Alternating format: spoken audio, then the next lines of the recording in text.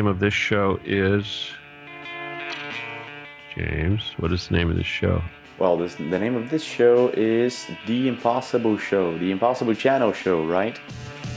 Impossible Channel Show. Yeah. Very good. Well, I had a better name, but I forgot right now. I had a better name, but that's a good one. Well, hey, but anyway, actually, the show is being put on by the Impossible Channel. This is a Impossible Channel production, as opposed to a Truth Cat production. But we are doing this little Skype interview, which we intend to have lots of fun with. And because of the magic of Skype, I'm able to broadcast it on TruthCat at the same time we do this. This is just amazing. Of course. Yeah. Steven, I'm going to ask you to, like my fans don't know you yet. Some of them on Facebook, are actually your friends, but I have a load of new fans on our channel. And I bet they're really anxious to know who you are and what you do, and not only that, the information that we're going to be talking about and sharing, today. Let me just clear this a little bit. People are anxious to know some of the things in my channel. People have been commenting, like a lot of the things that you have been adding to Facebook, And I thought that was kind of funny, because I was posting about aliens, UFOs, Nibiru, whatnots, and people were talking about Hillary Clinton and Trump and what's going and what's really going on behind those, facades and all that. So anyway, I just want you to present yourself again and once again, just to make people, let me, guys, this is Stephen D. Kelly. Well, hang on. You do me a favor, since I hate to say stuff like that, and I love to hear it come from someone else's mouth. You say what you think, and I'll correct you if I have to. You say what you think I am, and then I'll add what you say. Okay, great. That's a great option. Guys, this is Stephen D. Kelly, ex-CIA contractor. He in the past worked for the CIA producing lasers, if I'm not mistaken.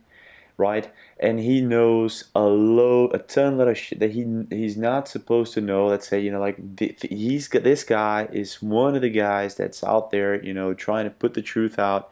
And it's been years, right, Steven? It's been years that you've been doing this, and I've been checking YouTube. You have talks and talk shows on YouTube with different people and different places. You've been traveling and you've been saying the truth out there. You've been putting the truth out there, right? So after all these years that you worked for the CIA, I gather that you just stopped working for them and you came back to a more normal life, I would say, right? And I gather that you were not pleased with the world you were living in, and you decided to talk, But correct me if I'm wrong. Please do correct me if I'm wrong, Well, all right, that's good. I just had to let you finish there. All right. Anyway, I guess we got a little bit of time, so I can just go ahead and just give you a little more drawn out answer, huh? Okay. But all right. Well, I'm just gonna say, I was a normal person just like everybody else, but I grew up and spent a lot of years in this electro-optics. Okay, got really heavily into some advanced technology and stuff, and that may come up later on in the thing. But I was a laser pioneer, if you will, back in those days. I did stuff just really push the envelope of technology in the United States. Okay, anyway. Then that was before I ever got anywhere close to the CIA. I used to work on DARPA projects and things like that, and everything else, Star Wars, you name it, all the kinds of fun stuff. And but the CIA stuff was after I kind of got pissed off and sort of went off on my own and went to work for my brother, and they kind of swooped in, like they do, and that was during the Saddam Hussein was fighting Iran. And the CIA was giving him material, and they used people like us to help facilitate these transfers of equipment, like Motorola phones and things like that. And that fell apart when he started wanting phased array radar systems, and then the FBI got involved, and and then the CIA sort of dropped everything and sort of, that's why they had people like us, because we were expendable. Right. And then the next time, They needed people like you. uh, Right. Right. well, we were naive people. That's what Wow. they do. They That's a use good, naive yeah, people. but okay. Not anymore, right? So, well, of course, it's probably the same. Things don't change. But the next time was a contract to build lasers. Okay, and this was during mm, when the Contras were fighting in Nicaragua, right? So those are Sandinistas. Contras were what, El Salvador? I can't Okay, remember. I think so. Wait, wait. Or Bolivia? no, No, Nicaragua, right? Nicaragua. Nicaragua. Yeah, the Contras were fighting the Sandinistas. That's it. Anyway, okay, I got a deal working for them. I thought it was the CIA. It turned out it was the NSA, and it was I didn't even. And many years later, I found out that it was actually Ollie North, who I was working for. Oh my gosh. Okay, yeah, I never saw Ollie North, but the people I dealt with, this was one of his gigs, basically. Hell, for all I know, Ollie North could have walked by, I would have known who it was. But anyway, um, You guys were like they were like feeding technology to other countries in some no, way. we were what these guys were doing with these guys that I was Selling. working for, were they were arming the Contras. Yes, exactly. Okay. They were giving the Contras advanced weapons, and the advanced weapons Wow. had lasers on them. And the reason why these lasers were very effective for what they were doing was because a lot of the fighting was in the jungle, and there was a lot of shade, and the lasers were very useful for jungle fighting. See, Oh my and gosh. also they could use them like for instance, they would mount a laser on a law rocket, which is like a little bazooka, and those rockets travel in a straight line, so the laser travels in a straight line. So you get the picture. It Okay. it works really good. You're kidding me. They They point them use at a the truck. lasers. They use the lasers to track and make, for example, They use direct the, the the missiles. the No. lasers aim the rocket. Yeah, they use the lasers to aim the rocket. Right. Worked Holy really crap. really good. Yeah. Worked really good. Yeah, but anyway, um, now they screwed me over. For really bad. That was like $1 million, $2 million, 2.4 million dollar contract, something like that. And anyway, and I was supposed to make a bunch of money out of the deal in 12 months.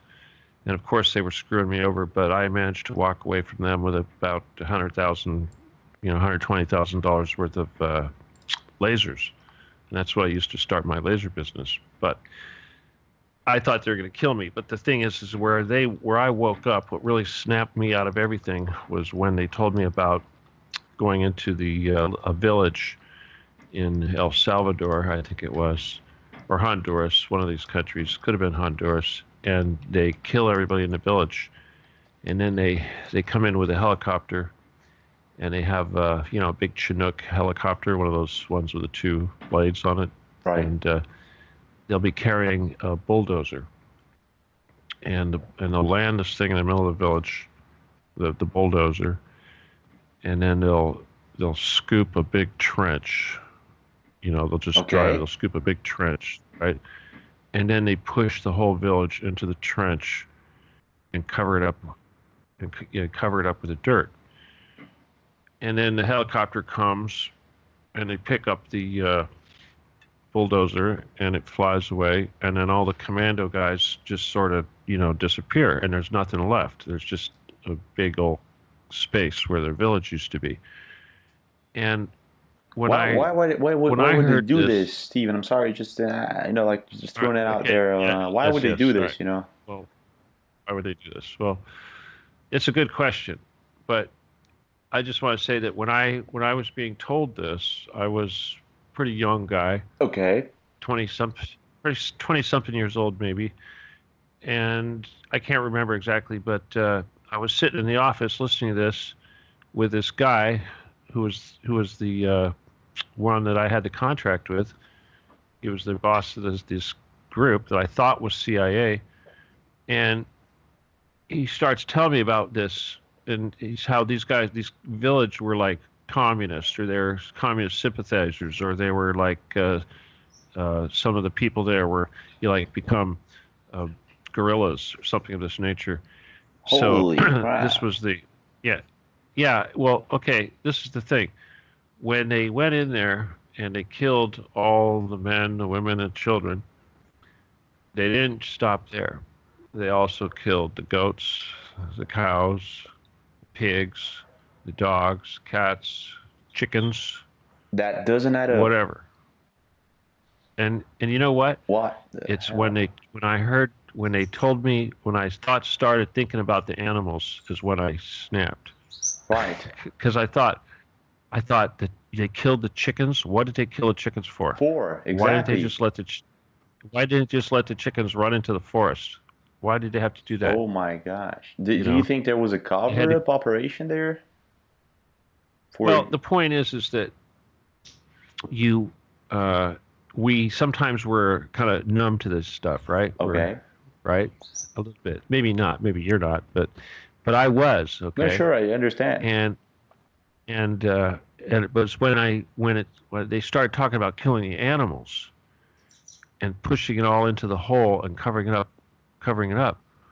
You know, that's when I thought, holy crap! There's something wrong. This is there's something wrong here. These people are evil. And I thought, wait a minute, this is my country Right, that's doing this. right. And I thought, we're supposed to be the good guys. We're not supposed to be doing this stuff. And I realized right there that good and evil wasn't what I thought it was. You know, Wow, man. I Wow, realized wow. That is a that's very when I good woke up. well, that's a very good moment to realize that. Yeah.